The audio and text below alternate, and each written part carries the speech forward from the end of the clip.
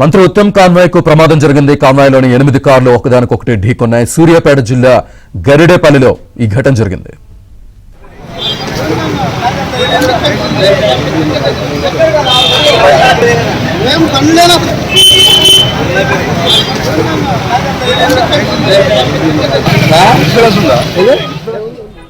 మంత్రి ఉత్తమ్ కాన్వాయ్ కి ప్రమాదానికి సంబంధించి పూర్తి సమాచారాన్ని మా కరెస్పాండెంట్ రవి అందిస్తారు. రవి,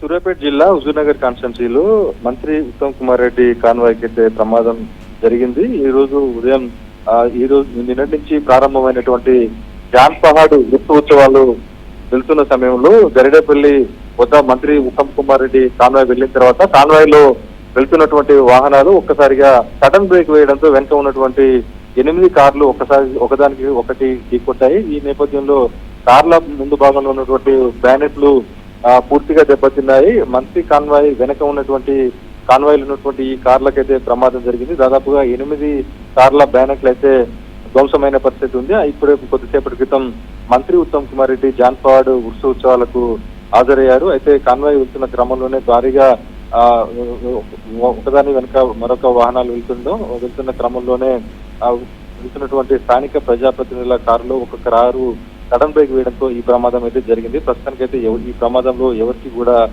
గాయాలైతే కాలేదు. కాకపోతే 8 కార్ల బానెట్లు మాత్రం పూర్తిగా ధ్వంసమైన పరిస్థితి ఉంది. Srinivas, right, thank you Ravi.